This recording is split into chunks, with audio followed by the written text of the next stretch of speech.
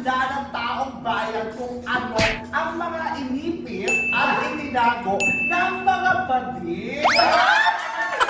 Alam ko na! Ano ba yung group? Grupo. Ready! Ay pa! Catch me! Wings! For the second month, flash lang! Medyo magbabalik ang Mare to Mare! Hanggang labas ng work, talaga naging testimony yung sisterhood namin na kahit na 2010 magkakasama kami. Ano, hindi talaga ang face card for me. Kasi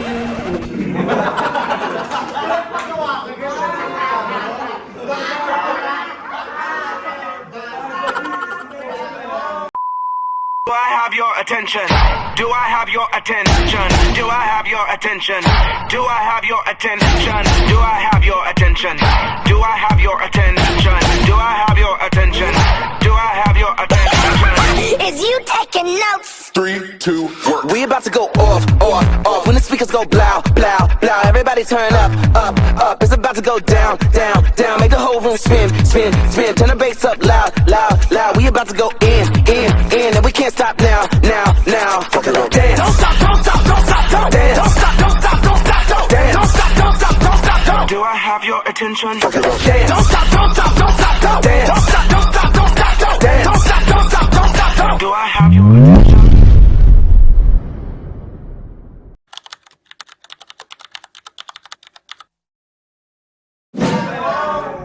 Magkano na mga miniature? Naalala ko yung happy birthday. birthday ni nag-birthday ni Ay, nakasunod na customer? hindi lang customers. Kasi talaga, bilibes ako, happy birthday. Tapos titipan ako, sabi ko, thank you po. Kala ko dapat sa birthday ko, ayan, pinapatuloy siya. Ako purpose si Aga, si Vivo. Yung makeup skills na kasi. Ano yung ramin mo siya? Sige, gamit ko na skills. Ayan, gamit ka na ng Johnson. Ako hindi, parang lahat. Lahat eh. Kasi pag titignan mo si Oo. Moonlight, ang ganda niya. Mas Tapos maganda pagdating sa akin, sa yung picture. pinunta ko, yun na yun.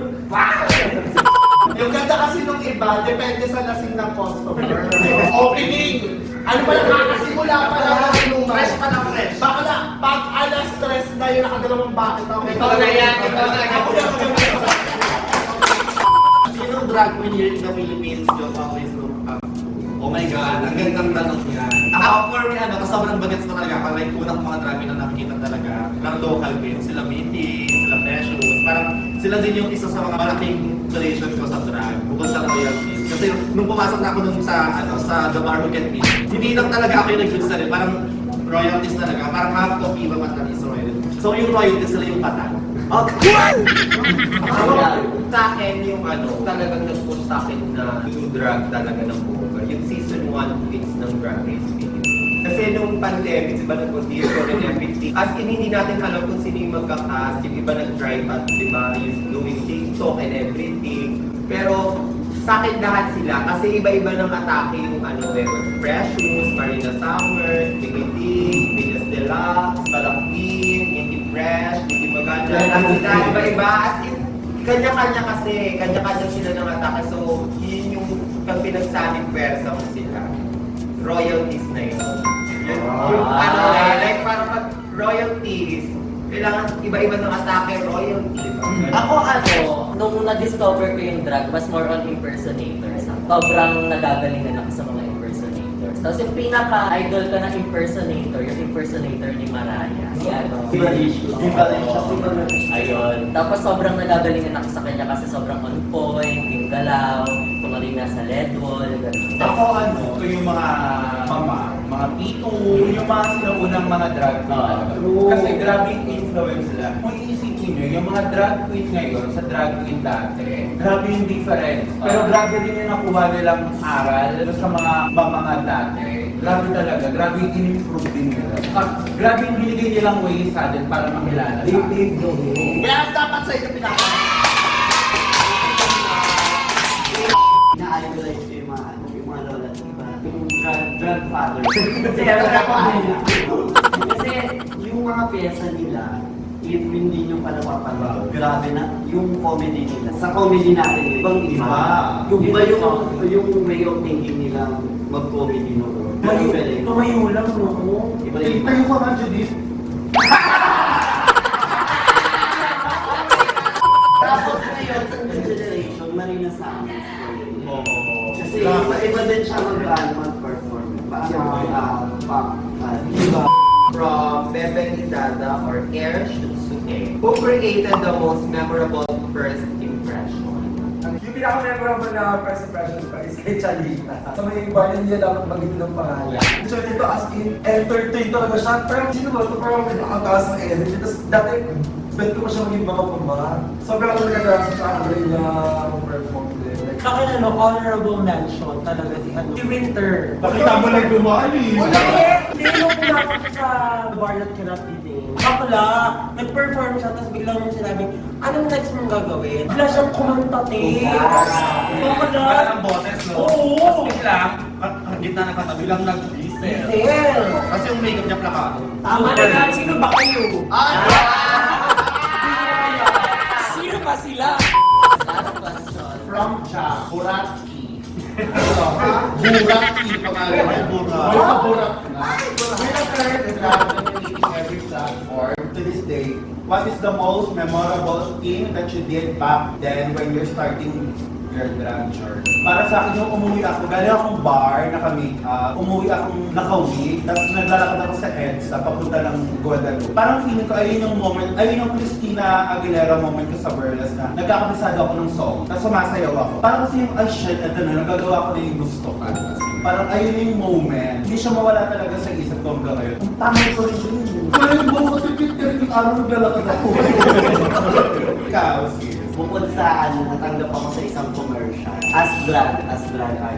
Hindi siya happy na bukod doon hindi siya happy para sa akin kasi tumatatak siya hanggang ngayon. Parang may sakit siya sa puso na sinabihan ako ng amo ko noon. Hindi daw ako deserve mag-perform or mag-solo sa stage kasi ang payat-payat nila. So yun parang memorable sa akin na talagang tumatatak siya hanggang ngayon na hindi umalis sa isip. Hindi siya happy na memory.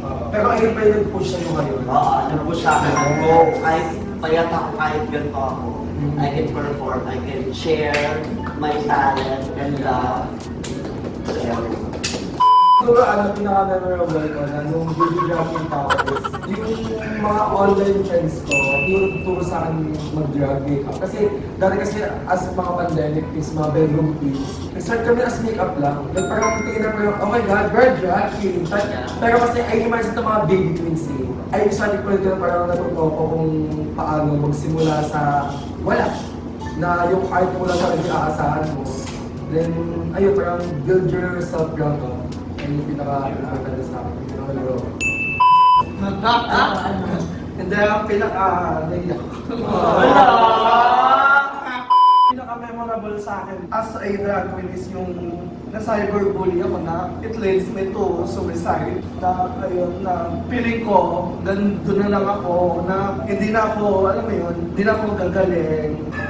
Go lang ako. Ayan.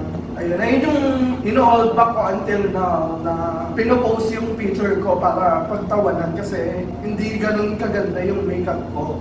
Hindi ganun kaganda yung skin ko na sinishare sa iba-ibang GC kung ano-ano.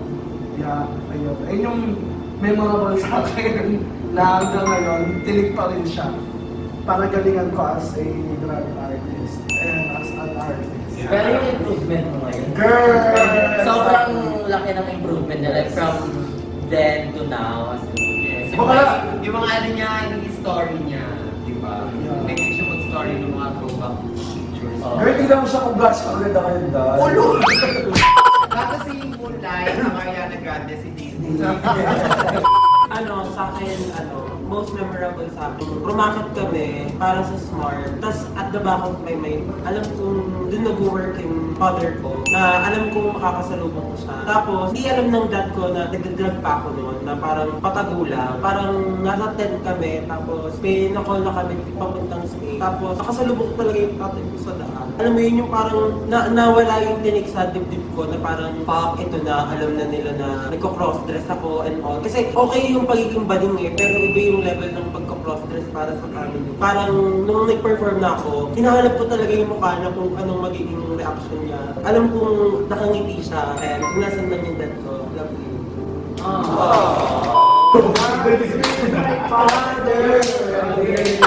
Kaya ba nangyari yung case sa yun? Silang dalawa. Actually kami din. Ako yung memorable moment sa akin or ako mag-drag nung nakilala ko yung mga online friends ko. Isa na nun si Iri.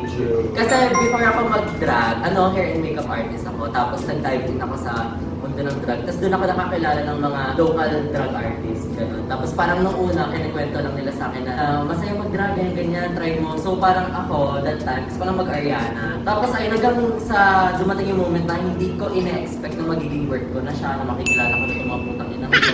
Ayun, sobrang hirap niya. Pero until now, tinatry ko pa rin talaga yung best ko para mag-improve, as mag-elevate, ganun. Ayun, sobrang, ayun, hindi ko makakalimutan. Nakilala ko sila. For me, yung memorable ko na nag-start ako ng drag, sa drag journey ko, is nung marami pa akong time na gumawa ako ng sarili kong damit, bago pa lang ako, na as a bedroom queen sa Bulacan. Tapos yung time na yun nga, parang perform lang sa mga online, rallies, tapos biglang yung audition dito sa bar na to, nag-audition ako, tapos nakilala ko silang lahat. And then, the history is, the rest is history. The history is repeat after. The rest is history. Hanggang sa dito na yun nasa point ng buhay ko ngayon. Yun, nag-enjoy na lang ako. Masaya siya actually talaga. Kaya ako, yung pinaka-memorable sa akin, yung moment na, kasi dati hindi naman talaga usong drag queen. Nakapuntan ko pa mga mamamang Japanera sa Makati. Performer na ako sa Makati, nag-lip-sync na ako noon. Pero yun ang pinaka-memorable sa akin kasi nga, doon ako nag-start at the same time, budget ko dun 100 lang talaga, walang 10. Doon ako talagang abunado pa ako from Caloocan North to Makati, Mabiyahid. Tapos kasama ko yung cover kong Becky. Sa kanya ako laging meron ng pera. Hanggang sa naging regular performer ako, tumaas siya ng 350. Tapos commission basis yung mga alak pag nakaka-drinks ka, ganyan-ganyan. So yung hard work na ginagawa ko, nag-paid off siya lahat. Nasaan ako ngayon? With my sister, with the royalty. So sobrang happy na ngayon may katulong akong mag-improve sa sarili ko. May kasama ako, na may natututunan ako sa kanila, at sana may natututunan din sila sa akin. Huwag lang yung late. Hindi yun, kasi ganun yung sisterhood namin, eh, lahat tulungan. So, kaya sobrang happy ko na nandito ako sa grupo na to. Kasi eto lang din, after pandemic, dalawa yung pinag-auditionan ko noon. Dito ako natanggap, and nung minelcome nila ako, una kaba-kaba, idus ko, sobrang kaba ko. Nung naka-heels pa ako unang rehearsal. Di ba, boss? Chinelas lang sila, pinabuo. Kinasunod na rehearsal, chinelas na rin ako. Saka pantulog pa. Lagi ka nakapantulog mo. So yun, sobrang saya ko na sila yung kagrupo ko at sila nakasama ko ngayon. At until kung saan man kami mapadpad. Yes! Kasi kami. So ayun nga, Baka niyo po. meron akong tanong sa vlog natin na to, sa mga naging topic, anong mga na-realize mo? Like, ano na-feel? Ako na-realize ko mag-extend tayo.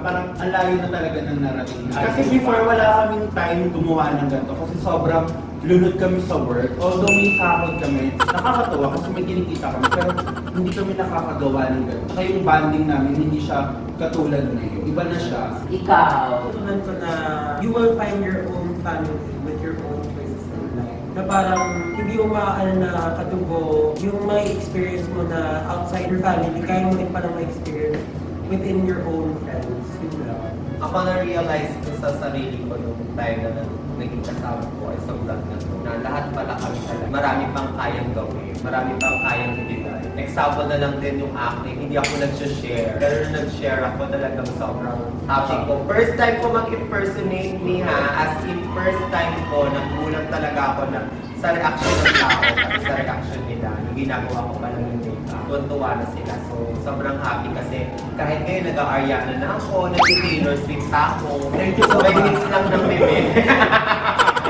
So, ang dami kong talagang nagagawa na yun ang realization ko talaga. Sa mga nakakatrabaho mo ka talaga, ikaw matutunan. Ako naman, ang realization ko sa question, being part of royalty is always a life lesson. Like, meron ka matututunan araw-araw magkasama mo sila, but you never stop.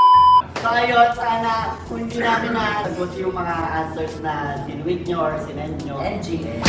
Sana next time or Meron pa to. may next part pa to, masagot namin. Yes. And maraming salamat sa mga nag-effort magtanong sa amin. And support talaga. Sana mag-subscribe kayo like, share. Yeah, and follow our IG, social media account, saka individual. Oo, yung personal account namin. At syempre, sa mga gigs po namin, sana lagi po namin kayong makita. Panoorin niyo po kami kasi May mga ilalabas pa kami. Marami pa kami expect. Oo. Yung paglalaroan namin ng emotions, kung akala nyo nakakaiyak yung pyesa, nakakatawa pala. Maraming salamat! Again, we are the Royalties!